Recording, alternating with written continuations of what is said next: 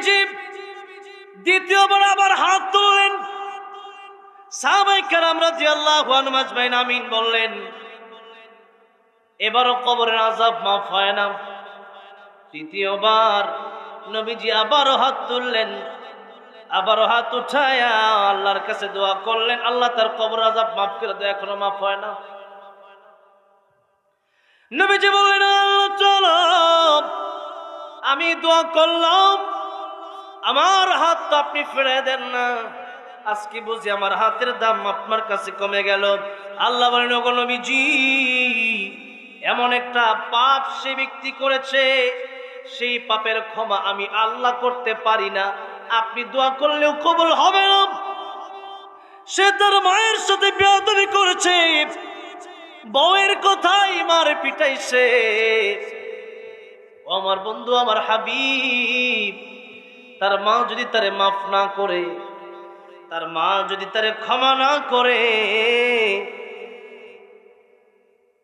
তাহলে আমি আল্লাহ তারে মাফ করব না। নবীজি যুবকের মাকে সালাম জানালেন। তার মা রাসূল সাল্লাল্লাহু আলাইহি সাল্লামের কাছে এসে বললেন, ইয়া রাসূলুল্লাহ, ইয়া হাবিবাল্লাহ, কেন আমাকে ডেকেছেন? নবীজি বললেন, ও যুবকের মা, এই কবরের ভিতরে তোমার সন্তানের আযাব হচ্ছে। এই কবরের ভিতরে যে তোমার সন্তানের আযাব হচ্ছে আমি দেখেছি, আমি আল্লাহর কাছে দোয়া করেছি যাতে করে আল্লাহ রাব্বুল আলামিন তোমার সন্তানকে মাফ করে দেয়।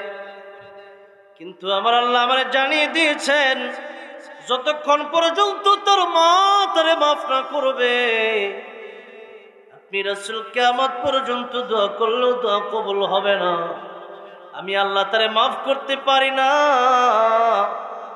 তার মা যতক্ষণ পর্যন্ত তারে মাফ না করবে। ও মা, আমি আপনার কাছে বলি, ওই কবরের আযাব বড়ই কঠিন, আপনি আপনার ছেলেকে মাফ করে দেন। তার মা কই, ইয়া রাসূলুল্লাহ, ইয়া হাবিবাল্লাহ, আমি তারে মাফ করব না, আমারে অনেক কষ্ট দিয়েছে, মাফ করে দিতাম, কিন্তু আমার পিঠের ভিতরে এখনো বাড়ির দাগ রয়েছে। ইয়া রাসূলুল্লাহ, ইয়া হাবিবাল্লাহ, বউয়ের কথায় আমার যেহেতু মারছে, এই আঘাত এখনো আমার আছে। ইয়া রাসূলুল্লাহ, আমি তারে মাফ করব না। নবীজি এবার আল্লাহর কাছে দোয়া করলেন, আল্লাহ, তুমি আমারে যেইভাবে কবরের আযাব দেখাইছো, তুমি তার মারে ওইভাবে কবরের আযাব দেখায় দাও। আমার আল্লাহ নবীর দোয়া কবুল করে নিলেন। নবীর দোয়া কবুল করে তার মারে কবরের আযাব দেখায় দিলেন। যেই মাত্র কবরের আযাব দিচ্ছে, একটা চিৎকার মারছে, একটা চিৎকার মেরে বলে, ইয়া রাসূলুল্লাহ, ইয়া হাবিবাল্লাহ, বুঝি নাই কবর আযাব যে এত কঠিন। ইয়া রাসূলুল্লাহ, ইয়া হাবিবাল্লাহ, এত কঠিন বুঝি কবরের আযাব? এক একটা হাতুড়ির বাড়ি। নবী বলেন, উহুদ পাহাড়কে যদি বাড়ি দেওয়া হতো, একবার বাড়ি দেওয়ার সাথে সাথে উহুদ পাহাড়টা চূর্ণ বিচূর্ণ হয়ে যেত। এত বড় হাতুড়ি দিয়া যদি আমাকে আপনাকে পিটানো হয়, চিন্তা করেন তো কেমন লাগবে সেদিন কবরের ভেতরে। দুনিয়া নিয়ামত হয়ে আছেন, মার যারা কষ্ট দিয়েছেন, মায়ের কাছে আজকে ক্ষমা চেয়ে নিবেন, বাবার কাছে আজকে ক্ষমা চেয়ে নিবেন। মা না মাফ করলে আল্লাহ মাফ করবে না। এবার যখন মা বলল, ইয়া রাসূলুল্লাহ, ইয়া হাবিবাল্লাহ, আমার ছেলের কবরে যদি আযাব হয়, আমি মা আর সহ্য করতে পারবো না। কবর আযাব এতদিন দেখি নাই, এখন যেহেতু কবর আযাব দেখেছি আর ভালো লাগে না। ইয়া রাসূলুল্লাহ, ইয়া হাবিবাল্লাহ, যত কষ্টই আমার সন্তান আমার দিয়েছে, এই সন্তানকে তো 10 মাস 10 দিন পেটে ধারণ করেছি, 2টা বছর দুধ পান করাইছি, এই সন্তান যত অপরাধ করুক না কেন, তার কবর আযাব দেখে আমি আর মা সইতে পারি না। ইয়া রাসূলুল্লাহ, আমার সন্তানকে এই মুহূর্তে মাফ করে দিলাম। যে মুহূর্তে মা সন্তানকে মাফ করে দিয়েছে, আমার নবী তাকায় দেখতেছে, সাথে সাথে আমার আল্লাহ কবর আযাব মাফ করে দিয়েছে। জিবরাইল, আমাকে নমরুদ আগুনের ভিতরে ফেলবে। আমার আল্লাহ তো ঠিকই আমি ইব্রাহিমকে দেখতেছেন, সুতরাং আগুনের ভিতরে আমি ইব্রাহিম যদি জ্বলে পড়ে যাই, আর তাতে যদি আমার আল্লাহ খুশি হয়ে যায়, যেহেতু দুনিয়ার সবচাইতে বেশি ভালো আমি আল্লাহকে বাসি, আগুনের ভিতরে পড়লে যদি আমার আল্লাহ খুশি হয়ে যায়, ওই আগুনের ভিতরে একবার দুইবার নয়, 1000 বার আমি ইব্রাহিম আল্লাহর খুশির জন্য জ্বলতে রাজি আছি। আগুনের ভিতরে ফেলে দেওয়া হলো। আল্লাহ ডাক দিয়ে বললেন, ইয়া নার কুনি বারদান ওয়া সালামান আলা ইব্রাহিম। আগুন রে, আমার ইব্রাহিমের জন্য তুমি আরামদায়ক হয়ে যাও। যে মাত্র বলেছে, আগুন এসির মতো হয়ে গেল, জান্নাতের বাগান হয়ে গেল। আমার আল্লাহকে ভালোবাসার কারণে, আমার আল্লাহর কাছে চাওয়ার কারণে, ওই আল্লাহ যদি ইব্রাহিম আলাইহিস সালামের আগুনকে ফুল বাগিচা বানাতে পারে, আমি আপনাদেরকে জিজ্ঞাসা করতে চাই, আমার আল্লাহ এখনো আছে না নাই? যে আল্লাহ হাজার হাজার বছর আগে পয়গম্বর ইব্রাহিম খলিলুল্লাহর আগুনকে জান্নাতের বাগান বানিয়ে দিয়েছেন, এখনো যদি আমরা চাওয়ার মতো চাইতে পারি, সে আল্লাহ আমাদের জন্য আগুনকে ফুলের বাগান বানাতে পারে কি পারে না? কিন্তু সে বিশ্বাস আমরা হারিয়ে ফেলেছি। মানুষের প্রতি আমাদের ভালোবাসা আছে, সৃষ্টির প্রতি আমাদের ভালোবাসা আছে, কিন্তু আল্লাহর প্রতি আমাদের ততটা ভালোবাসা নাই। মুখে বলি ইসলামের কথা, নাম রেখেছি আব্দুর রহমান, কিন্তু কাজে কর্মে মসজিদের ভিতরে মুসল্লি খুঁজে পাওয়া যায় না। এই জন্য একজন কবি লিখেছেন, নামে মুসলমান নাকি কামে মুসলমান তুমি, নামে মুসলমান নাকি কামে মুসলমান। নামে কামে মিল না হলে, নামে কামে মিল না হলে বইবে যে তুফান তুমি, নামে মুসলমান নাকি কামে মুসলমান তুমি, নামে মুসলমান নাকি কামে মুসলমান।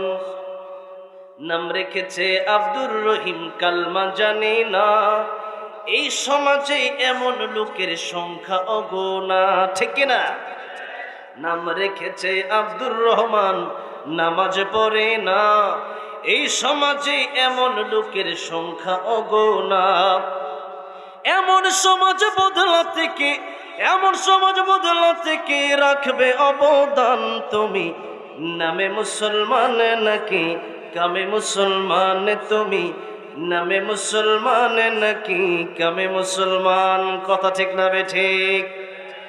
এই জন্য ইব্রাহিম আলাইহিস সালামের যেরকম ঈমান ছিল আল্লাহর প্রতি, যেরকম তাওয়াক্কুল আল্লাহর প্রতি ছিল, এরকম তাওয়াক্কুল আজকে আমাদের ভিতরে নাই।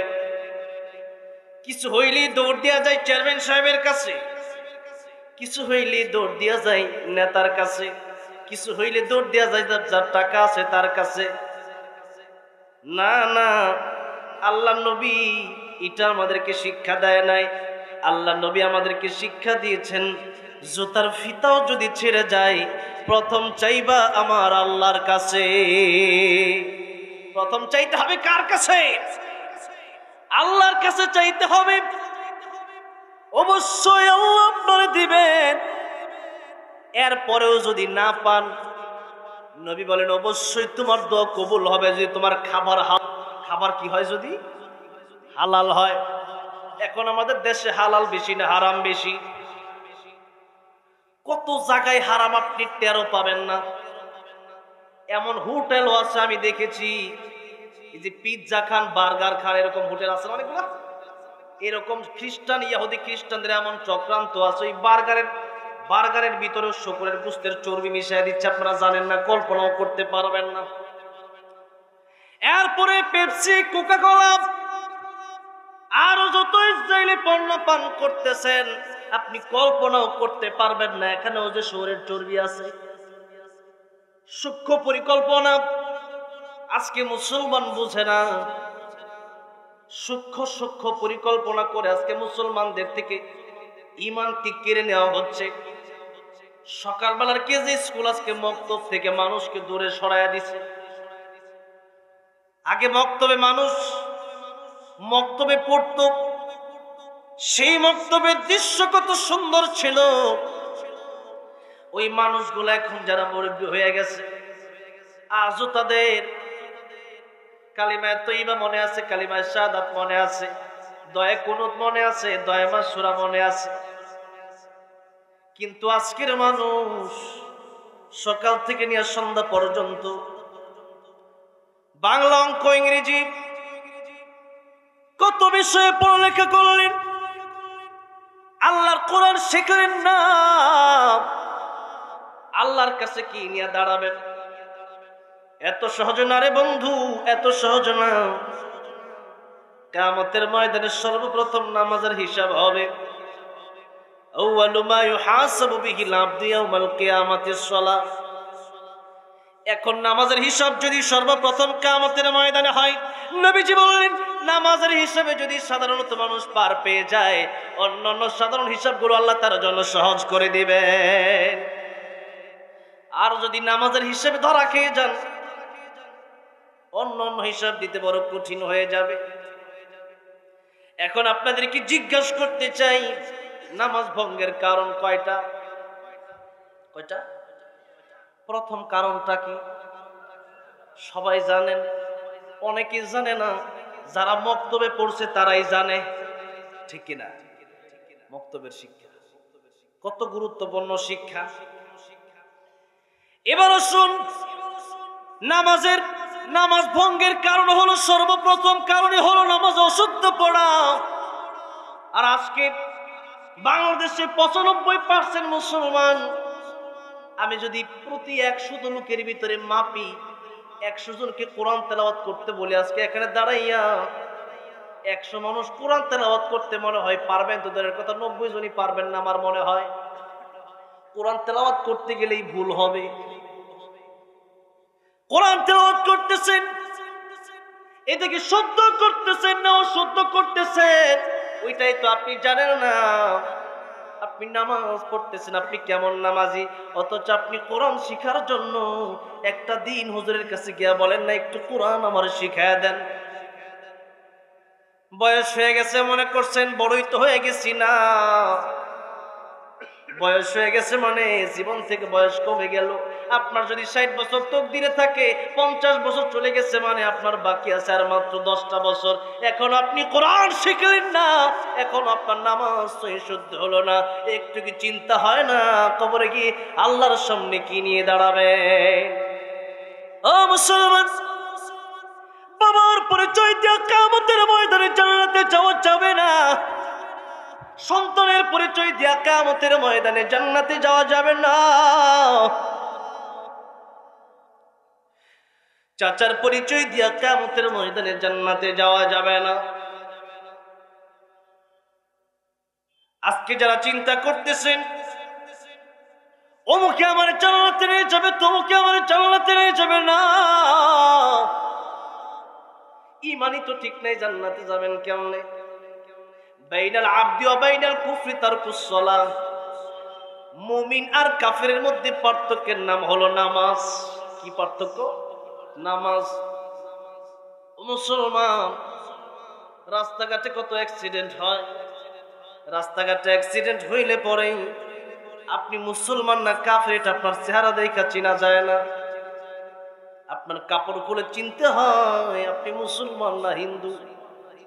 আফসোস আফসোস, মৃত্যুর পরে যদি অবস্থা হয়, এর চেয়ে বড় আফসোস আর কি হতে পারে? ও মুসলমান আল্লাহর গোলাম, আজকে দুনিয়ার প্রেমে পাগল হয়ে গেছেন। ছেলেকে ডক্টর বানাবেন, ইঞ্জিনিয়ার বানাবেন, ব্যারিস্টার বানাবেন, উকিল জজ বানান, তাতে কোনো আপত্তি নাই। কিন্তু আপনার সন্তান, আপনি যদি মুসলমান, আপনি যদি ইমানদার, সন্তানকে প্রথমত আল্লাহর কোরআন শিখানোর দরকার আছে না নাই? কিন্তু আমরা কোরআন শিখাই না। কত বৃদ্ধাশ্রমে গেলাম, বৃদ্ধাশ্রমে গিয়া দেখলাম কত ডক্টরের মা বাবা আছে। কিন্তু আমি আপনাদেরকে চ্যালেঞ্জ করতে পারি, একজন আলেমের মা, একজন আলেমের বাবা যদি বৃদ্ধাশ্রমে দেখাতে পারেন, জিন্দিগিতে আর কোনোদিন মাইকে ওয়াজ করবো না, পারবেন না, কোনোদিন দেখাতে পারবেন না। ও মুসলমান, আজকে মা বাবার প্রতি সন্তান তাকাই দেখতে চায় না। কেন দেখতে চায় না? কারণ সন্তানকে আপনি কোরআনের শিক্ষা দেন নাই। যদি কোরআনের শিক্ষা দিতেন, তাহলে এই সন্তান যখন কোরআনে পড়তে বিল ওয়ালিদাইনি ইহসানা, এই সন্তান বাবা মারে কখনো বৃদ্ধাশ্রমে রেখে আসতে পারতো না। জোরে বলেন ঠিক না বেঠিক? ও মুসলমান, আজকে নিজে জাহান্নাম থেকে বাঁচার জন্য পাগল হয়ে গেছেন, কিন্তু সন্তানকে জাহান্নাম থেকে বাঁচানোর জন্য একটু কি আপনি চেষ্টা করার দরকার মনে করেন না এখনো? অথচ আল্লাহ রাব্বুল আলামিন 28 নম্বর পারা 19 নম্বর পৃষ্ঠা সূরা তাহরিমের আয়াত নম্বর 6 আল্লাহ বললেন, ইয়া আইয়ুহাল্লাযীনা আমানু কু আনফুসাকুম ওয়া আহলিকুম নারা। হে ঈমানদারেরা, তোমরা নিজেরা জাহান্নামের আগুন থেকে বাঁচো, পরিবারকে জাহান্নামের আগুন থেকে বাঁচাও। কিয়ামতের ময়দানে সন্তানকে যদি আল্লাহর কোরআন শিক্ষা না দিতে পারেন, এই সন্তানটাই আপনার বিরুদ্ধে বিচার দেবে। আল্লাহ তাআলা আজকের কিয়ামতের কঠিন ময়দানে তোমার কাছে এসেছি, হিসাব দিতে পারি নাই। আমার বাবা আমার ডক্টর বানাইছে, ইঞ্জিনিয়ার বানাইছে, উকিল ব্যারিস্টার জজ বানাইছে, কিন্তু আল্লাহ তাআলা তোমার কোরআন শিক্ষার জন্য একদিনও মাদ্রাসায় পাঠায় নাই। আল্লাহ তাআলা জাহান্নামে যেতে হলে একা যাব না, আমার বাপ মাকে সাথে দেন। আমার বাপের বুকের উপর পাড়া দিয়ে আমি আজকে জাহান্নামে যাব। জোরে কোন নাউজুবিল্লাহ।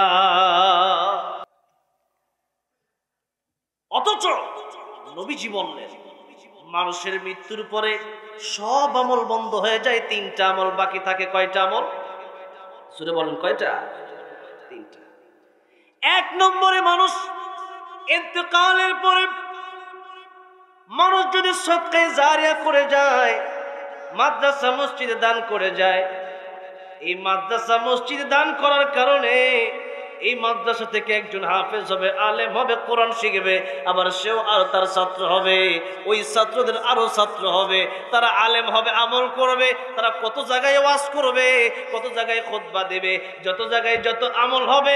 আপনি যে মাদ্রাসায় টাকা দিয়েছিলেন 500 টাকা, এই 500 টাকার কারণে আল্লাহ রাব্বুল আলামিন এই সদকায়ে জারিয়ার সওয়াব আপনার মৃত্যুর পরে আপনার কবরে পৌঁছে দিতে থাকবেন। 500 টাকার কথা আমি বললাম আপনাদের সামনে। এই 500 টাকার কথা কেন বললাম? আপনারা চিন্তা করেন 500 টাকা দিয়ে এত ফজিলত? নবীজি হাদিস শরীফের ভিতরে বলেছেন, মরুভূমির ভিতরে বড় বিপদে আছে, পানি নাই, হাহাকার। আরেকজনের হাতে 1 বোতল পানি আছে, 1 পেয়ালা পানি তার কাছে, আরেকজনের কাছে আছে। সে বিপদে পড়ে বলল, 1 গ্লাস পানি কি আমারে দেওয়া যাবে? যার কাছে পানি আছে ওই যুবক চিন্তা করলো, আমারও তো মরুভূমিতে এই বোতল পানি যদি তারে দিয়ে দেই, আমারও তো এখন চলাফেরা কষ্ট হয়ে যাবে। এরপরও চিন্তা করলো, যেহেতু মরুভূমিতে হাহাকার, প্রাণের তৃষ্ণা, এখন তার একটু পানি আমি দেই, একটু দয়া হলো, মায়া হলো। 1 বোতল 1 পেয়ালা পানি পান করানোর কারণে কিয়ামতের ময়দানে দেখা যাবে যে ব্যক্তি পানি পান করাইছিল ওই ব্যক্তির লিস্টটি জাহান্নামের খাতার লিস্টিতে চলে আসবে।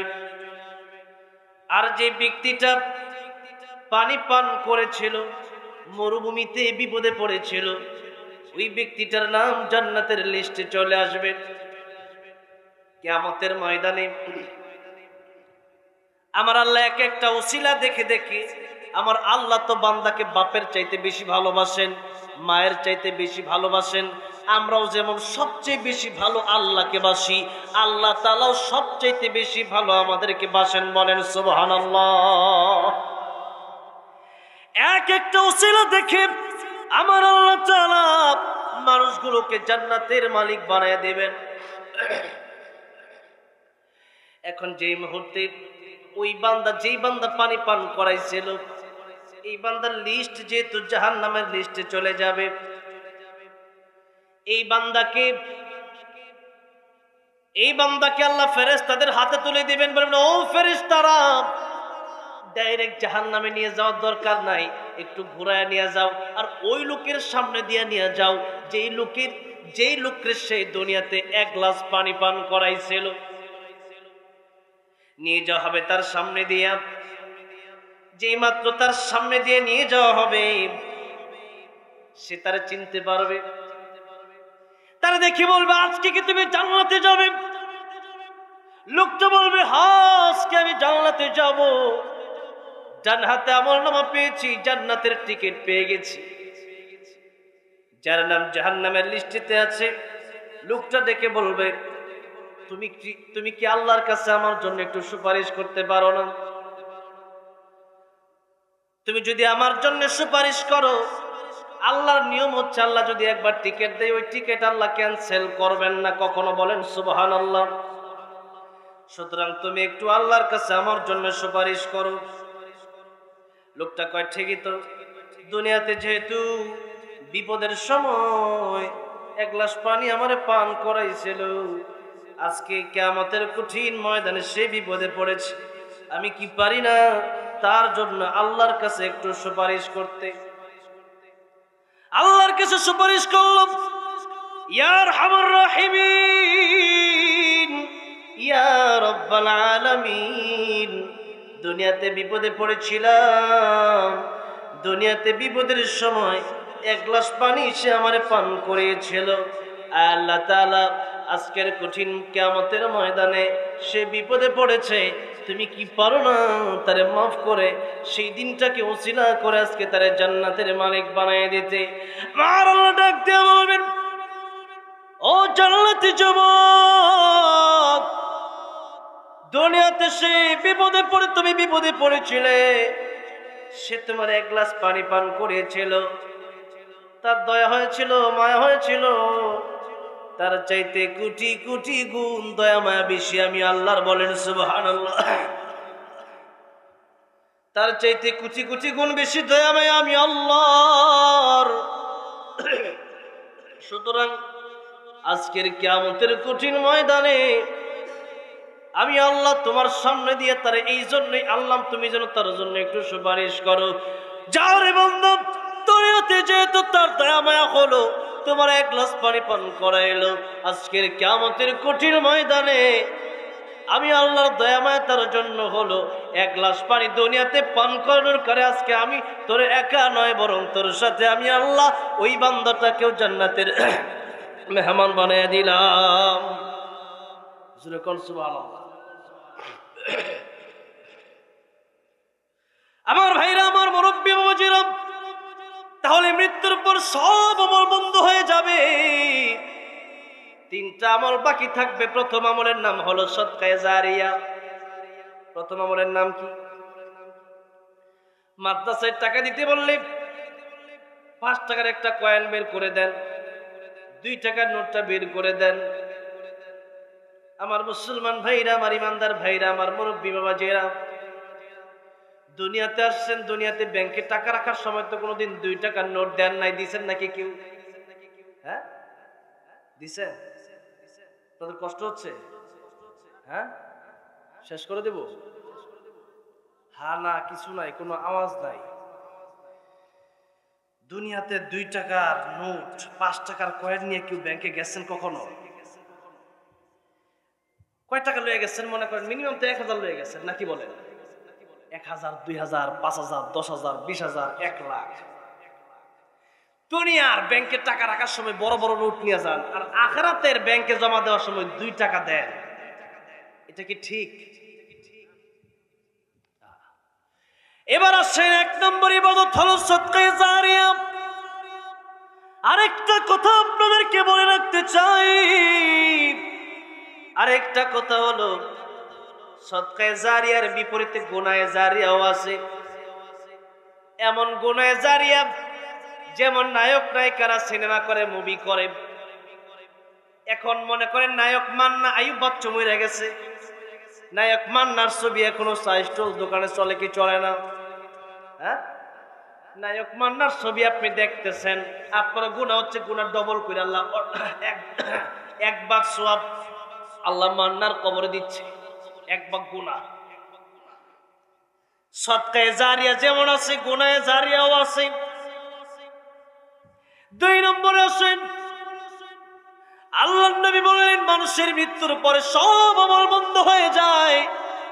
2 নম্বর আমল হলো এমন কোন ভালো কথা যদি আপনি বলেন যেই কথাটা মানুষের উপকারে আসবে, যেই কথার কারণে একজন মানুষ নামাজি হয়ে যাবে, যেই কথার কারণে একজন মানুষ সুদ ছেড়ে দেবে, ঘুষ ছেড়ে দেবে।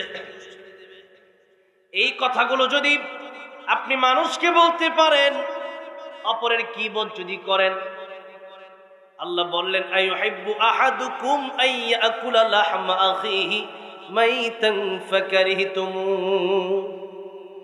তোমরা কি কেউ এটা পছন্দ করো যে একজন আরেকজনের তোমাদের মৃত ভাইয়ের গোশত খাবে? এটা কি আমরা কেউ পছন্দ করি?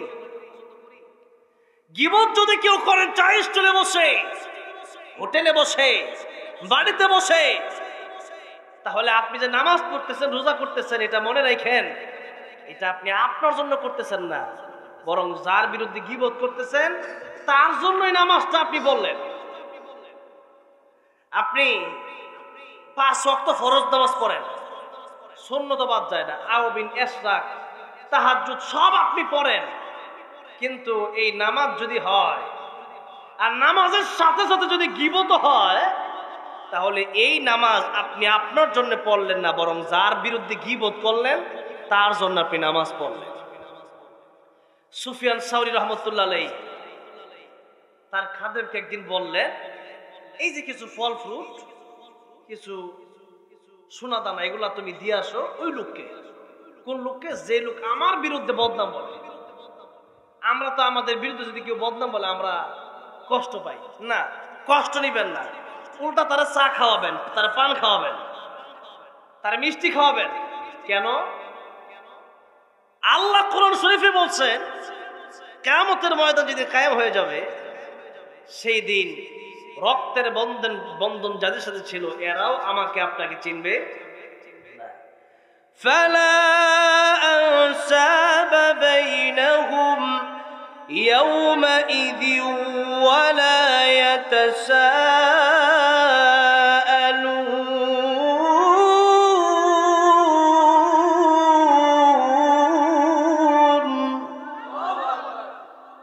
অন্য জায়গায় আল্লাহ বলেন ইয়াউমা ইয়াফিরুল মারউ মিন আখিহি ওয়া উম্মিহি ওয়া আবিহি ওয়া সাহিবাতিহি ওয়া বানিহি।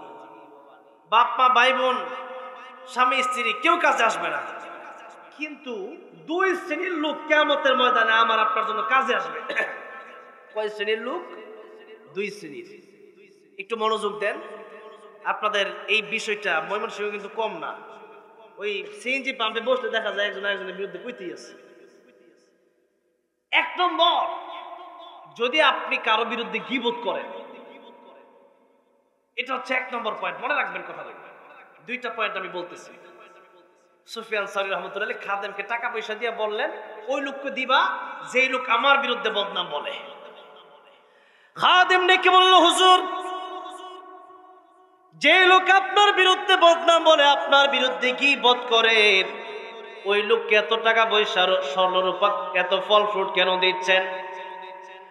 সুফিয়ান সাউরি রহমতুল্লাহ আলাইহি বললেন, খাদেম শোনো,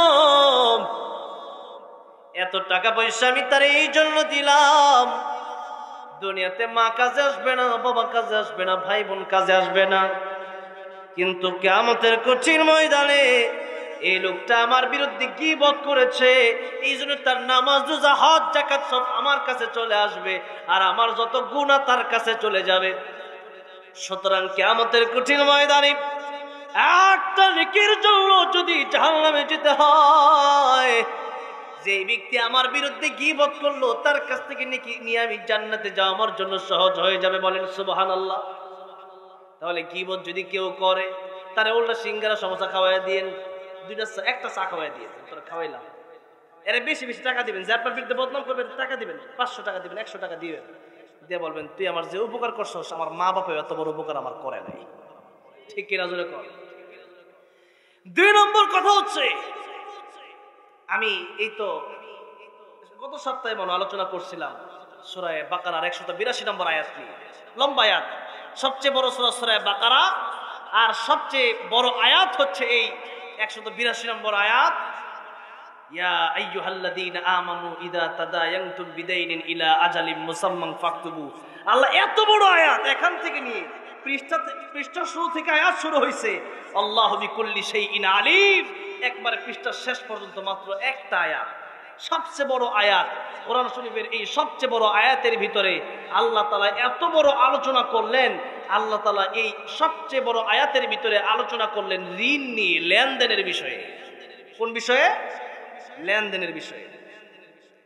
আমাদের দেশে দেখা যায় ঋণ নেওয়ার সময় চেয়ারম্যান একবারে চেয়ারম্যানের কাছে বা আপনার কাছে গেল, একবারে অসহায়ত্ব অবস্থায় যায়। আপনি যখন ঋণ চাইতে যাবেন তখন কি মরে গেছি নাকি বাড়া, এরপরে মাঝে মধ্যে ফোন যে বন্ধ করে, ব্লক লিস্টেও মানে নাই মনে হয়, নাই মনে সিং নাই, অভাব নাই। অথচ আল্লাহ তাআলা কোরআন শরীফের ভিতরে বললেন, মান যাল্লাযী ইউকরিদুল্লাহ করদান হাসানা, কেউ কি আছো যে আমি আল্লাহকে ঋণ দিবা? আল্লাহকে ঋণ দেওয়ার মানে হচ্ছে দুইটা। এই আয়াত যখন নাজিল হয়েছিল তখন কাফের বেঈমানেরা আপনার ওই কথা মনে করছে, আল্লাহরে আবার ঋণ দিব কেমনে? কাফের বেঈমানেরা ওই কথা বললো। এক ইহুদি হযরত আবু বকর সিদ্দিক রাদিয়াল্লাহু আনহুর সামনে এই কথা বলে উঠলো যে আল্লাহরে ঋণ দিব। এতদিন তো ভাবছিলাম মুহাম্মদ ফকির, এখন দেখি তার আল্লাহ ফকির। জোরে করে নাউজুবিল্লাহ। কত বড় কথা। এখন ঈমানদার যারা, তারা ব্যক্তিগত আক্রমণ করলে পরে এরা চুপ থাকে, কিন্তু আল্লাহ রাসূলের বিরুদ্ধে যখন কেউ কথা বলে ঈমানদার ঠিক থাকতে পারে না, ঈমানদার আন্দোলন শুরু করে দেয়। আবু বকর সিদ্দিক রাদিয়াল্লাহু আনহু ইহুদিকে জিজ্ঞাসা করলো, কি রে তুই এটা কি বললি? আল্লাহকে ঋণ দাও মানে আল্লাহ কি ফকির হয়ে গেছে নাকি? আরে আমার যে আল্লাহ চালায় তোরেও তো সে আল্লাহ চালায়। সে বলে আল্লাহ ঋণ চাইলে বেটা। আবু বকর সিদ্দিক রাদিয়াল্লাহু আনহু মারছে এক থাপ্পড় খেয়ে পড়ে গেছে নিচে। আবু বকর সিদ্দিক রাদিয়াল্লাহু আনহু আরেকটা থাপ্পড় দিবে, তার আগেই ইহুদি আবার এমনে চায়। তা আবু বকর সিদ্দিক চিন্তা করতেছে আর যেটা আসতেছে না, যাক জায়গা চলে গেছে। কিন্তু এদিকে ইহুদি কি করছে? ইহুদি নবীর কাছে গেল।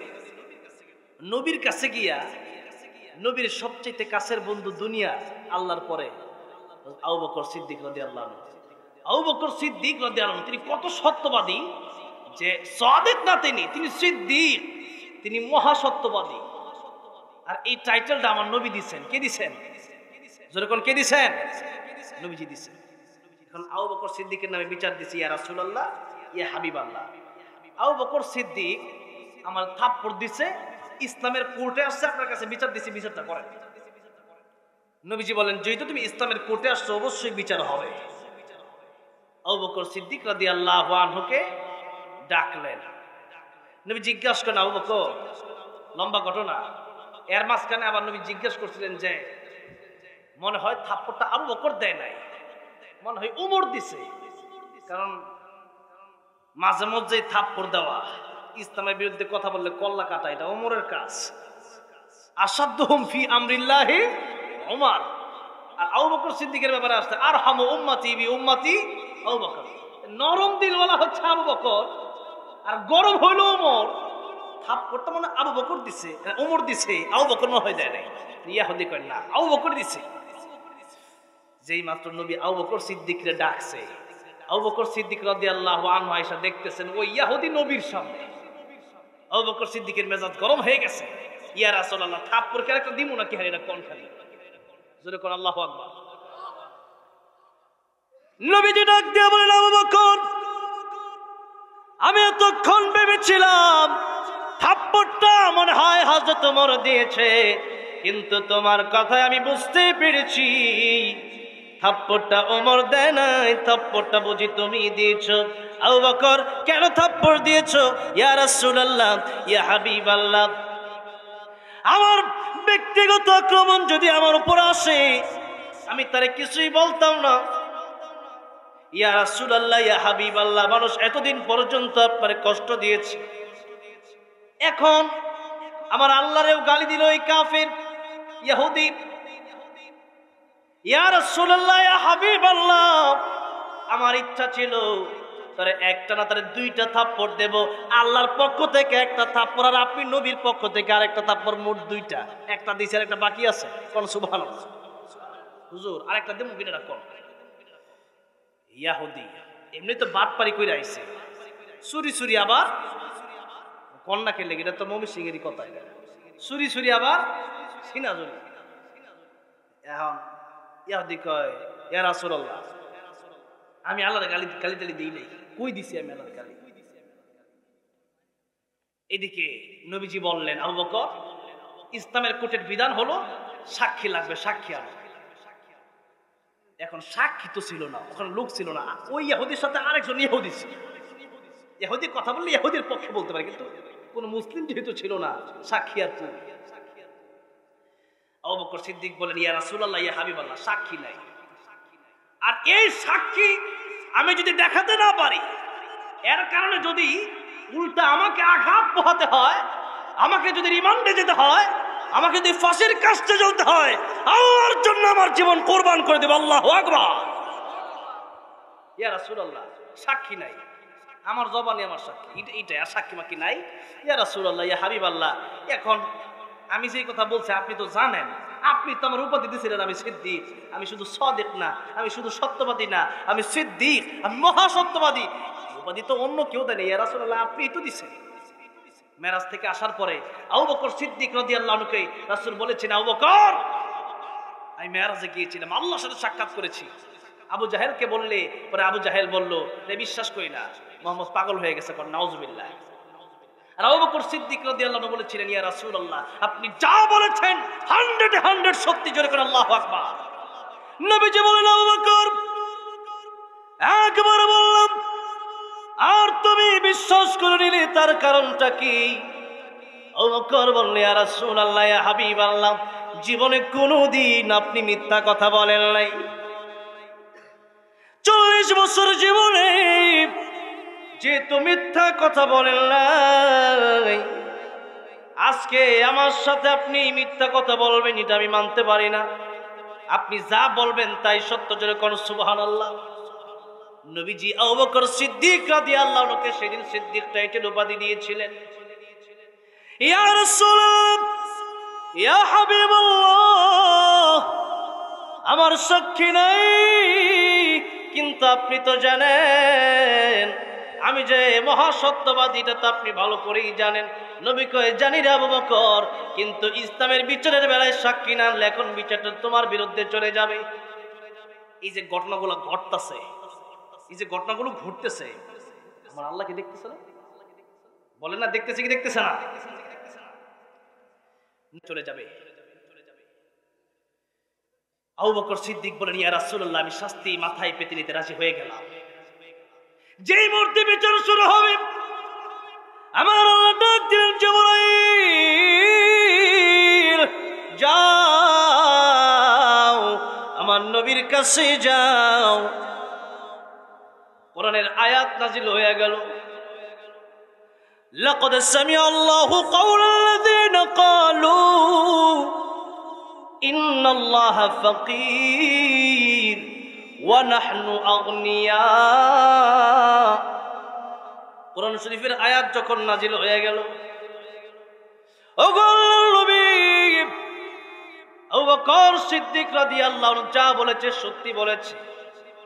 আল্লাহ তাকিদ দিয়ে বললেন, ও আমার হাবিব, ও আমার বন্ধু,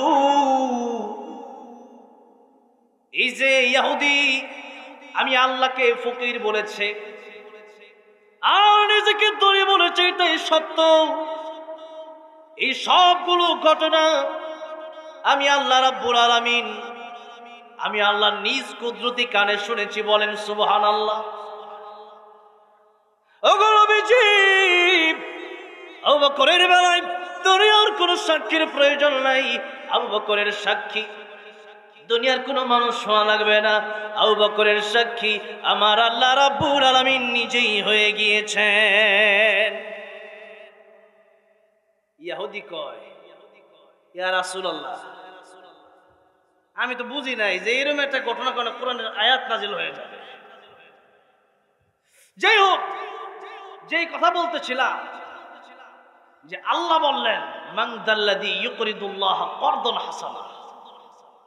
তোমরা কি কেউ আছো যে আমি আল্লাহকে তোমরা ঋণ দিবা, তাহলে আমি আল্লাহ রাব্বুল আলামিন তোমাদেরকে উত্তম প্রতিদান দান করব এবং তোমাকে এগুলো 700 গুণ তার চেয়েও বেশি আমি আল্লাহ বাড়াইয়া দেব। বলেন সুবহানাল্লাহ।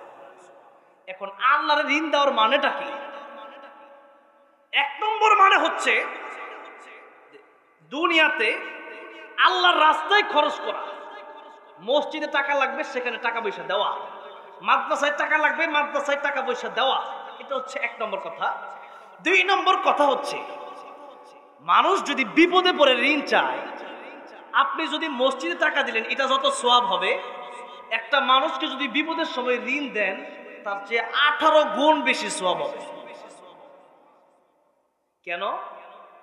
কারণ মনে করেন কথার কথা যে আপনি একটা মসজিদে দান করলেন যে আমি 50,000 টাকা দিলাম একটা এসি কেনার জন্য। এখন মসজিদে ফ্যান হইলেই চলে, মানুষ নামাজ পড়ে আবার যার যার কর্মক্ষেত্রে চলে যায়, বাড়িতে চলে যায়। এখন আপনি চিন্তা করেন মসজিদে দিলাম, এখন মসজিদের জরুরত আরো কিছুদিন পরে পড়া হলেও হতো, কিন্তু যে ব্যক্তিটা বিপদে পড়ছে ওই ব্যক্তিটা এমন বিপদে পড়ছে এখন সে তার যদি আপনি টাকা না দিতেন সে হয়তো সুদের রাস্তায় চলে যেত, আপনি তার টাকা না দিলে সে হয়তো ঘুষের রাস্তায় চলে যেত, আপনি তার টাকা না দিলে সে হয়তো চুরির রাস্তায় চলে যেত, আপনি তার টাকা না দিলে সে হয়তো ডাকাতির রাস্তায় চলে যেত। সুতরাং আপনি তার বিপদের সময় যেহেতু সাহায্য করলেন, তার বিপদ ছিল, হারাম থেকে সে বাঁচলো, তার মানিজ্যত রক্ষা করলেন, তার খাবারের ব্যবস্থা করলেন। এই জন্য আল্লাহ সাধারণ দানের চেয়ে মানুষকে কর্জায় হাসানা দিলে আল্লাহ 18 গুণ বেশি সওয়াব দান করে। এখন ওই মানুষটা যদি আপনার কাছে আসলে লোকটা গরিব, আপনি দিয়েছিলেন 500 টাকা, আপনার কাছে লাখ লাখ টাকা আছে, এখন এই টাকা পয়সা লোকটা কইল ভাই আর কিছুদিন সময় দেন, তখন সময় দেওয়া ওয়াজিব। আর আল্লাহ বললেন ফাকতুবু ওয়ালিয়াকতুব বাইনাকুম কাতিবুন বিল আদল, যে তোমরা যখন ঋণ দিবা এবং নিবা এটা লেখা রাখো। আমি তোর জেডা, আমার তুই তোমার 22টা 10 লাখ টাকা দে। আমি বললাম জেডা ঠিক আছে দিলাম, 1 মাস পরে জেডা কি টাকা দিয়েছি তাহলে জান। এই ঋণ দেওয়ার সময় জেডা চাচা কাম পাচ্ছে না, ভাই বোন কাম পাচ্ছে না, নিজের বাপ হইলেও লেখা নিতে বলছে কে? ঋণ যদি হয়, যদি এমনই হয় যে এটা আবার ফেরত নেব, তাহলে আল্লাহ বলেন ইলা আজালিম মুসাম্মা, লেখা নিবা এবং লেখাইবা কেমনে? নির্দিষ্ট টাইম দিয়ে লেখাইবা। এখন একটা ব্যক্তি মনে করেন 1 মাস পরে দেওয়ার কথা ছিল, সে পারলো না কথার কথা, তখন আল্লাহ বললেন ওয়া ইন কানা যু উসরাতিন ফানাযরাতুন ইলা মাইসারা, যদি ওই ব্যক্তিকে আপনি একটু সময় দেন, সময় দেওয়াটা ওয়াজিব, দিতে হবে, আর যদি মাফ করে দেন তাহলে এটা সুন্নাত। কিছু কিছু ক্ষেত্রে 3 জায়গায় ওয়াজিবের পরে হইল সুন্নত, কিন্তু কিছু কিছু ক্ষেত্রে সুন্নত আদায় করলে ওয়াজিবের চাইতে বেশি সওয়াব হয়। 3 জায়গায়। কয় জায়গায়? যেরকম কয় জায়গায়? 3 জায়গায়। 1 নম্বরে ঋণ আপনি একজনকে দিলেন, কারণ ঋণ আপনাকে টাকাটা দেওয়া এটা তার জন্য জরুরি, এখন সে টাকাটা দিতে পারতেছে না, আপনি তারে সময় দেওয়া ওয়াজিব, ঠিক আছে আর 5 দিন পরে দিও, কিন্তু আপনি যদি তারে মাফ করে দেন ডবল সওয়াব হবে। বলেন সুবহানাল্লাহ। 2 নম্বর কথা হচ্ছে সালাম দেওয়া কি সুন্নত, সালামের জবাব দেওয়া ওয়াজিব। এখন আপনারাই বলেন তো, যে সালাম আগে দিল আর যে সালাম নিল, সবটা পাইলো বেশি পাইলো কে? যে সালাম দিল সে সবটা বেশি পাইলো। 3 নম্বর কথা হচ্ছে, নামাজের ওয়াক্ত হলে পরে ওযু করা, এটা হচ্ছে ওয়াজিব। এখন নামাজের ওয়াক্ত আসার আগে যদি আপনি ওযু করেন তাহলে এটা সুন্নত। এখন ওয়াক্ত আসার আগে যেহেতু আপনি ওযু করলেন, এই জন্য আল্লাহ আপনাকে ডবল সওয়াব দিয়ে দিবে। বলেন সুবহানাল্লাহ। এবার শুন, যেই কথা বলতেছিলাম, ঋণ যদি আপনি আপনার জীবনে রেখে ইন্তেকাল করেন, তাহলে কঠিন কিয়ামতের ময়দানে আপনি যে নামাজ পড়লেন, রোজা রাখলেন, হজ করলেন, 3 পয়সার বিনিময়ে 700 করে রাকাত তারে দিয়ে দেওয়া লাগবে। 3 পয়সার কারণে 700 রাকাত, কত হাজার হাজার টাকার ঋণ নিয়ে দেন না, একটু চিন্তা করে দেখেন যারা ঋণ নিছে। আর সে যদি আপনারা না মাফ করে, নবীজি যার ঋণ থাকতো তার ঋণ পরিশোধ করার জন্য আগে সাহাবায়ে কেরামদেরকে বলতেন, তার ঋণের বোঝা কে নিবা? এই ঋণের বোঝা নিলে পরে রাসূল সাল্লাল্লাহু আলাইহি সাল্লাম জানাজা পড়াতেন। ঋণ থাকা অবস্থায় জানাজাটা পর্যন্ত রাসূল সাল্লাল্লাহু আলাইহি পড়াতেন না। আর আজকে আমরা মানুষের ঋণ নিয়ে পরে গর্ব করি যে টাকা পয়সা নিছি, 10,000 20,000 দেই নাই, চালাইলাম এক চালাকি। আমি এক হুজুরের কাছে হেদায়েতুন নাহু পড়ছিলাম, 8-10 বছর আগের কথা। তখন হুজুর আমাদেরকে একটা কথা বলতো, হুজুর আমরা ঋণ চাইলে 500-1000 টাকা আমাদেরকে দিয়ে দিত। তো ক্লাসে বসে হুজুর আমাদেরকে বলতো, ও ছাত্ররা, টাকা কিন্তু 500 দিছিলাম, কিয়ামতের দিন যদি বাইচ্চা যায় তাহলে তো বাইচ্চা গেলাম, আর যদি না বাঁচি, জান্নাতে যাওয়া যদি কঠিন হয়ে যায়, তারা কিন্তু বিপদে বেড়ে যাবে, তারা কিন্তু নেক আমল আমার দেওয়া লাগবে, তোমরা লইয়া আমি জান্নাতে যাব। কথাটা বোঝেন নাই? এই জন্য ঋণ নিয়ে যদি মরেন আর মানুষের গীবত করে যদি মরেন, তার কাছে যদি ক্ষমা না চান, আল্লাহর হক মাফ করতে পারে, কিন্তু বান্দার হক আল্লাহ মাফ করবে না, রাসূলও মাফ করবে না। করবে? করবে? করবে না। নবীজি একদিন রাস্তা দিয়ে হেঁটে যাচ্ছেন, নবীজি কি তার অনেক কিছু দেখাইছে, তো নবীজি কবরের আযাব দেখতেছেন, যে কবরের আযাব হচ্ছে, তো নবীজি হাত তুলে দোয়া করেন, আল্লাহ কবরের আযাবটা আপনি মাফ করে দেন। সাহাবায়ে কেরাম আমিন বললেন, কবরের আযাব মাফ হয় না। নবীজি দ্বিতীয়বার আবার হাত তুললেন, সাহাবায়ে কেরাম রাদিয়াল্লাহু আনহুম আজমাইন আমিন বললেন, এবারও কবরের আযাব মাফ হয় না। তৃতীয়বার নবীজি আবারও হাত তুললেন, আবারও হাত উঠায়া আল্লাহর কাছে দোয়া করলেন, আল্লাহ তার কবরের আযাব মাফ করে দেয়, এখনো মাফ হয় না। নবীজি বললেন, আল্লাহ চলো, আমি দোয়া করলাম, আমার হাত তো আপনি ফিরিয়ে দেন না, আজকে বুঝি আমার হাতের দাম আপনার কাছে কমে গেল। আল্লাহ বলেন, ওগো নবীজি, এমন একটা পাপ সে ব্যক্তি করেছে, সেই পাপের ক্ষমা আমি আল্লাহ করতে পারি না, আপনি দোয়া করলেও কবুল হবে না। সে তার মায়ের সাথে বেয়াদবি করেছে, বউয়ের কথাই মারে পিটাইছে। ও আমার বন্ধু, আমার হাবিব, তার মা যদি তারে মাফ না করে, তার মা যদি তারে ক্ষমা না করে, তাহলে আমি আল্লাহ তারে মাফ করব না। নবীজি যুবকের মাকে সালাম জানালেন, তার মা রাসূল সাল্লাল্লাহু আলাইহি সাল্লামের কাছে এসে বললেন, ইয়া রাসূলুল্লাহ, ইয়া হাবিবাল্লাহ, কেন আমাকে ডেকেছেন? নবীজি বললেন, ও যুবকের মা, এই কবরের ভিতরে তোমার সন্তানের আযাব হচ্ছে, এই কবরের ভিতরে যে তোমার সন্তানের আযাব হচ্ছে আমি দেখেছি, আমি আল্লাহর কাছে দোয়া করেছি যাতে করে আল্লাহ রাব্বুল আলামিন তোমার সন্তানকে মাফ করে দেয়। কিন্তু আমার আল্লাহ আমারে জানিয়ে দিয়েছেন, যতক্ষণ পর্যন্ত তোর মা তারে মাফ না করবে, আপনি রাসূল কিয়ামত পর্যন্ত দোয়া করলেও দোয়া কবুল হবে না। আমি আল্লাহ তারে মাফ করতে পারি না, তার মা যতক্ষণ পর্যন্ত তারে মাফ না করবে। ও মা, আমি আপনার কাছে বলি, ওই কবরের আযাব বড়ই কঠিন, আপনি আপনার ছেলেকে মাফ করে দেন। তার মা কই, ইয়া রাসূলুল্লাহ, ইয়া হাবিবাল্লাহ, আমি তারে মাফ করব না।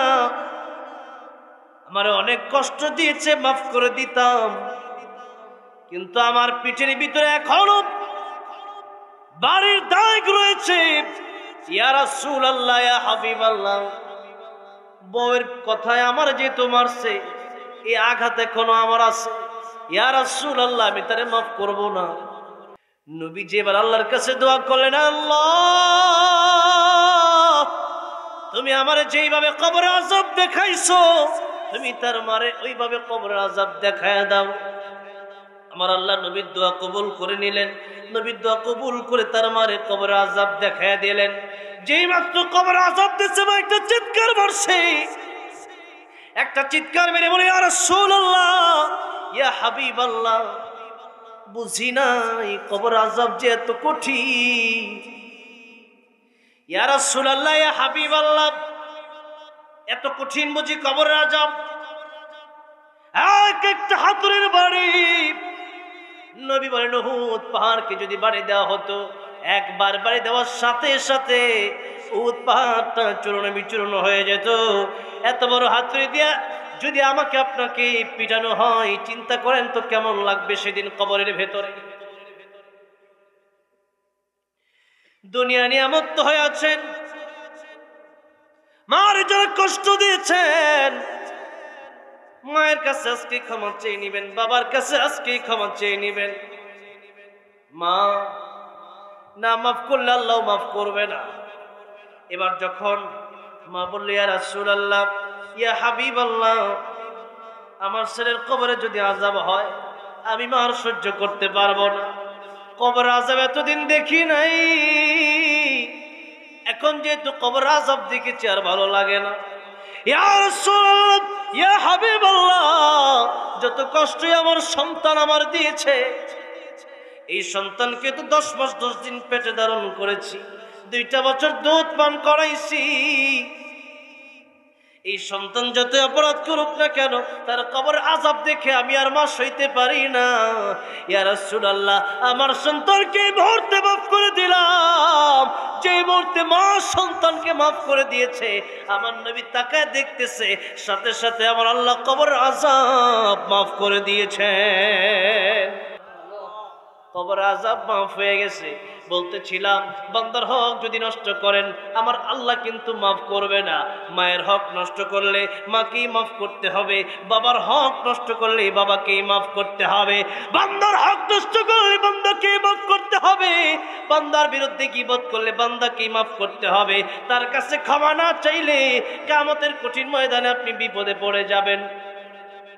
আপনি নামাজি, আপনি হাজী, আপনি কাজী, কিন্তু কিয়ামতের ময়দানে দেখবেন আপনি বিপদে পড়ে গেছেন, আর খারাপ লোকটাই আজকে জান্নাতে চলে যায়। কেন? সাহাবায়ে কেরাম জিজ্ঞেস করেন, ইয়া রাসূলুল্লাহ, ইয়া হাবিবাল্লাহ। এখন অনেকে আমাদেরকে প্রশ্ন করেন, সাহাবায়ে কেরাম রাদিয়াল্লাহু আনহুম আজমাইন এই প্রশ্ন নবীকে করেছিলেন, ইয়া রাসূলুল্লাহ, ইয়া হাবিবাল্লাহ, একজন আসলে একটা গুনাহ করছে, আসলেই মদ পান করছে, আসলেই জিনা করছে, আসলেই বিড়িতে টান দিছে, এটা যদি আমি আরেকজনের কাছে গিয়া বলি, এটা কি গীবত হবে নাকি?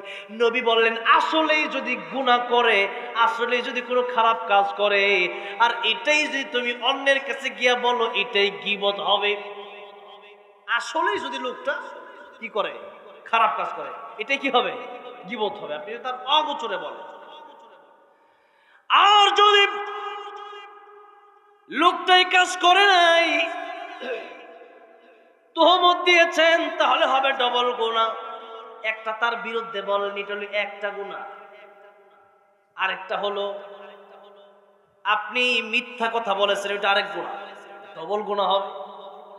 এবার আসুন, বান্দার হক যদি না দিয়ে মরে যান, তাহলে বান্দার হক না দেওয়ার কারণে কিয়ামতের ময়দানে দেখা যাবে ঋণী যারা ঋণ নিয়েছিলেন অথবা যারা গীবত করেছিলেন, আল্লাহ দুইজনকে ডাকবে, দুনিয়াতে তোমার বিরুদ্ধে অপপ্রচার করা হয়েছে, সোনার গায়ে গেল বউ নিয়ে মিথ্যা অপপ্রচার করলো মানুষের সামনে, তার প্রেমিকা নিয়ে গেছে, করছে কি করছে না? শাস্তি কিন্তু ঠিকই আছে, দুনিয়ারটা শুরু হইছে, আখিরাতেরটা বাকি আছে। এবার দেখেন এই মিথ্যা তহমত গুলো যাদের বিরুদ্ধে দিলেন, যে আলেমের বিরুদ্ধে মিথ্যা মামলা করলেন, 15টা 16টা কইরা মামলা দিছে, 100 মামলাও আছে। এত মামলাগুলা যে দিলেন, কি করছে? চুরি করছেন, ডাকাতি করছে, একটাই দোষ, আল্লাহর কোরআনের কথা বলেছে। এখন আপনি যদি মাফ চান, আল্লাহর কাছে তওবা করেন, আবার ওই ছবি ব্যানারে টাঙ্গায় দেন, এই ছবি দিয়ে কাজ হবে না। যদি কিয়ামতের ময়দানে বাঁচতে হয়, আল্লামা মামুনুল হকের কাছে ক্ষমা চাইতে হবে, আমির হামজার কাছে ক্ষমা চাইতে হবে, খালেদ সাইফুল আইবির কাছে ক্ষমা চাইতে হবে, রফিক মাদানির কাছে ক্ষমা চাইতে হবে, সাখাওয়াত হোসেন রাজীর কাছে ক্ষমা চাইতে হবে। আলেমদের পায়ে ধইরা ধইরা ক্ষমা না চাইলে কিয়ামতের ময়দানে আলেমরা যদি না মাফ করে, আল্লাহ তোদেরকে কোনোদিন মাফ করবে না। এই জন্য আলেমদের বিরুদ্ধে যারা মিথ্যা মামলা দিয়েছেন, আলেমদের বিরুদ্ধে যারা মিথ্যা সাক্ষী দিয়েছেন, আলেমদের কাছে ক্ষমা চাইতে হবে। ক্ষমা চাইবেন কেমনে? আল্লামা সাঈদীকে যোগের পর যোগ কারাগারে রেখেছেন, এখন তো তিনি কবরে চলে গেছেন, ক্ষমা চাইবেন কেমনে? বিপদের জন্য প্রস্তুত হন। মানুষের জীবন নষ্ট করেছেন, মানুষের জীবন নিয়ে ছিনিমিনি খেলেছেন।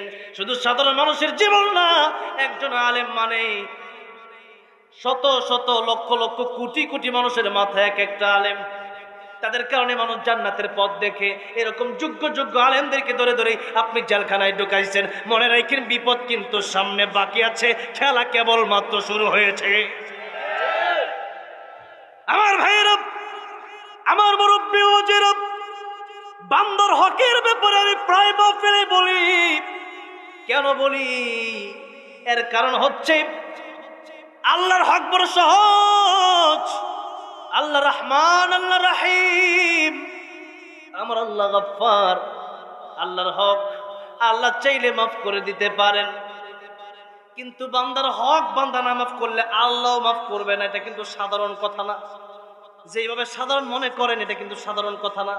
একজনকে মিথ্যা মামলা দিয়ে দিলেন, একজনের বিরুদ্ধে আন্তাজে গীবত করলেন, লোকটা ভালো, ফেসবুকে তার বিরুদ্ধে একটা কথা আপনি ছড়াইয়া দিলেন, পাইছেন ফেসবুক মুজাহিদ হইছেন, মাঠে ময়দানে খবর নাই, ফেসবুকে কিবোর্ড মুজাহিদের অভাব নাই।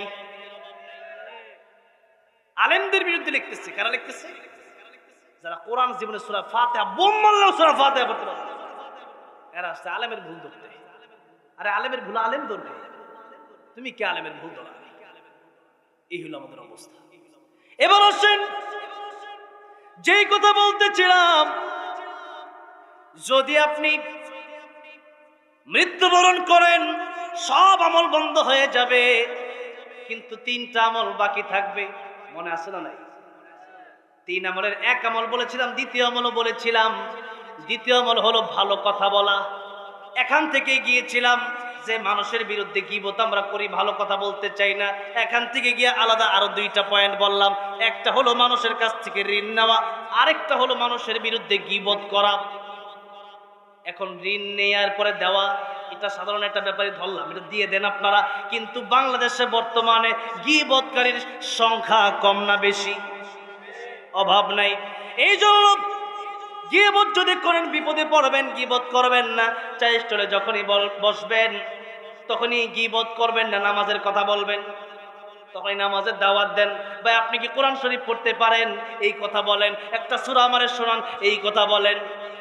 ভাই আপনি কি নামাজ যে পড়েন, নামাজের নিয়ম কানুন কি জানেন? ভাই আসেন আপনার একটা হাদিস শিখাই। ভাই আসেন আজকে আপনারা একটা কোরআন আয়াত শিখাই, ওইটা করেন না। বৈশা বৈশা আরেকজনের বিরুদ্ধে গীবত করেন। আমাদের বাংলাদেশে যেই পরিমাণ গীবত হয়, সারা বিশ্বে কোনো জায়গায় এত গীবত হয় না। এই জন্য প্রত্যেকটা মাহফিল আলোচকদের গীবতের ওয়াজ করা দরকার আছে না নাই? এই জন্য বলতেছিলাম, ভালো কথা যদি বলেন, আপনি নামাজ পড়ার জন্য বললেন, আপনি কবরে চলে গেলেন, অথবা কিয়ামতের ময়দান কায়েম হয়ে গেল। কিয়ামতের ময়দান কায়েম হওয়ার পরে মিজানের পাল্লা আছে না নাই? এখন মিজানের পাল্লা যদি থাকে, আপনার আমল নামা যদি ওজন দেওয়া হয়, এখন আপনার আমল নামার ভিতর দেখা গেল 50 লক্ষ গুণা 50 লক্ষ নেকি। জান্নাত জাহান্নাম ছাড়া আরেকটা জায়গায় মানুষ যাবে, ওই জায়গার নাম হচ্ছে আরাফ। যখন আমল নামা মাপা হবে, আমরা তো শুনেছি ফারিকুম ফিল জান্নাতি ওয়া ফারিকুম ফিস সাঈর। আল্লাহর কোরআনে এসেছে মানুষ হয়তো জান্নাতি হবে, নয়তো মানুষ জাহান্নামী হবে। এখন কিয়ামতের ময়দানে মিজানের পাল্লায় যদি আমলনামা সমান সমান হয়ে যায়, তাহলে আল্লাহ আপনাকে কিন্তু ডাইরেক্ট জান্নাতে দিয়ে দেবে না, আরাফে দিবে। কোথায় দেবে? আরাফে দিবে। জান্নাত আর জাহান্নামের মাঝখানে একটা জায়গা। এখন আরাফে যদিও অনেক দিন থাকতে হয়, জান্নাতের সুখ তো আর আপনি পাবেন না। অতঃপর আল্লাহ একদিন না একদিন, ইমানদার যদি হন, একদিন না একদিন আমার আল্লাহ জান্নাতের মেহমান বানাবেন। বলেন সুবহানাল্লাহ। কিন্তু এখন মনে করেন আমল সমান সমান হয়ে গেল, কিন্তু আপনার মনে আছে যে এক লোকের বিরুদ্ধে আমি গীবত করেছিলাম, আমার বিরুদ্ধে একজন গীবত করেছিল। এখন তারা যদি ধরেন আমার বিরুদ্ধে গীবত করেছিল, আজকের বিচার আল্লাহ ইনসাফের বিচার করবে। আল্লাহ ও তো আমার বিরুদ্ধে গীবত করছে, তার কাছ থেকে কিছু নেকি দিয়ে দেন। এখন তার কাছে যদি নেকি নাও থাকে, আপনার গুনাহ আল্লাহ তার ঘাড়ে চাপায় বলবেন তুমি জান্নাতে যাও। আর তুমি নামাজ পড়ছো, রোজা রাখছো, হজ করছো, যাকাত দিছো, কিন্তু গীবত করলা কেন? আরেকজনের পরনিন্দা করলা কেন? এই জন্য তুমি তার গুনাহ নিয়া তুমি জাহান্নামে জ্বলতা এমনি 50,000 বছর, তার গুনাহ লয়ে জ্বলা আরো 50,000 মিলাই 1,00,000 বছর। তাহলে কি গীবত করা যাবে?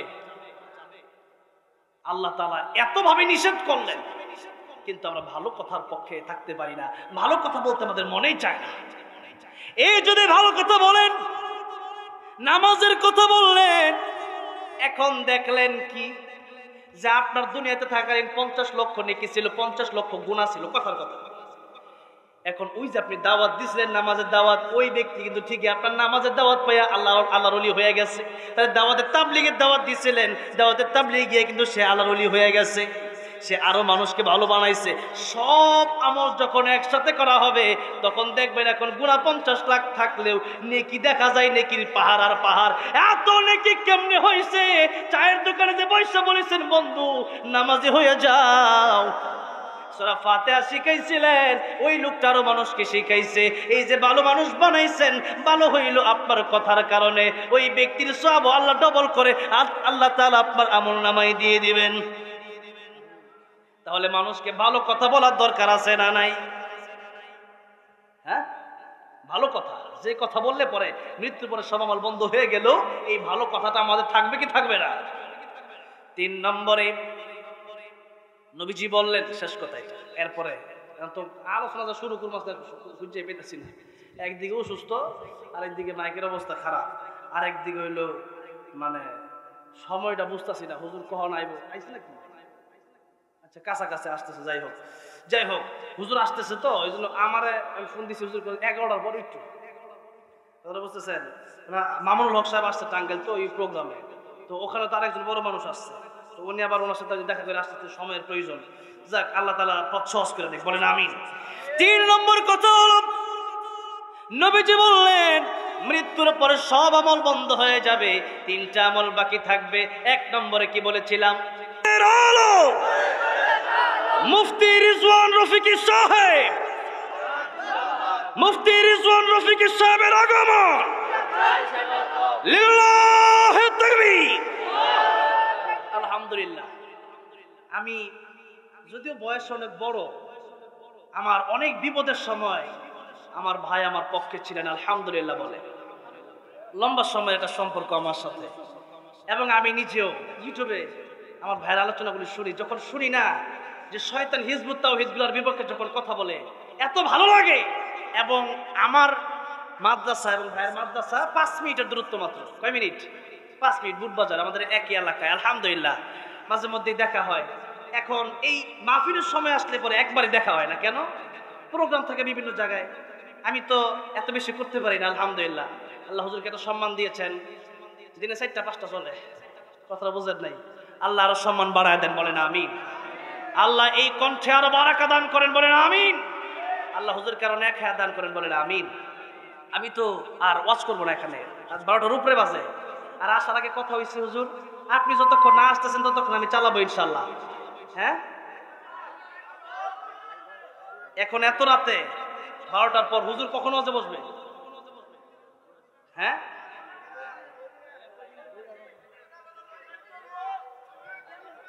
সারা রাত ঠিক আছে, চলবে। হুজুর আসছে, এখানে আমার উস্তাদ চলে আসছে, শত শত আলেমদের উস্তাদ, বলেন মারহাবা। তাই যেখানে বড় হুজুর চলে আসছে, আরে বড় লাইট যখন থাকে তখন কুপির বাতির কি জ্বলে নাকি? এখন আর কোনো কথা নাই, শেষ করে দিই। আচ্ছা ঠিক আছে, হুজুর যেতে এই মাত্রই আসছে, হুজুর বলছে আর একটু 5-6 মিনিট, ঠিক আছে? হ্যাঁ, ও মদিনার মাটিরে এটা শুনবেন, ঠিক আছে বলতেছি, তবে একটু ধৈর্য ধরে বসেন। আলহামদুলিল্লাহ, এতক্ষণ তো আমি আজকে আসলে আমি খুবই প্রচন্ড অসুস্থ, 100 ডিগ্রি জ্বর, কথাই আমার মুখ দিয়ে বের হচ্ছে না। এখন হবে আসল ওয়াজ, দেখবেন হুঙ্কার কাকে বলে। আলহামদুলিল্লাহ, এখন গজল গাবো, অল্প, একেবারে অল্প গজল গাবো, এরপর ইসলাম বিদায় নিব। আমার জন্য দোয়া করবেন, যেন আমার শিফা কামেলা আজেলা দান করেন। ও মদিনার মাটি রে, সকল সুখ বুঝি তোর কপালে। ও মদিনা রে, তোর বুকে আমার নবী, যার লাগে পাগল সবই, যার লাগে মাতোয়ারা ত্রিভুবন। কাঁদি আমি সারাক্ষণে, কখন যাব সেখানে, সহে না আর পরাণে। ও মদিনার মাটি রে, সকল সুখ বুঝি তোর কপালে। ও মদিনার মাটি রে, সকল সুখ বুঝি তোর কপালে। আল্লাহ সবাইকে বারবার মক্কা মদিনা যাওয়ার তৌফিক দান করেন, বলেন আমিন।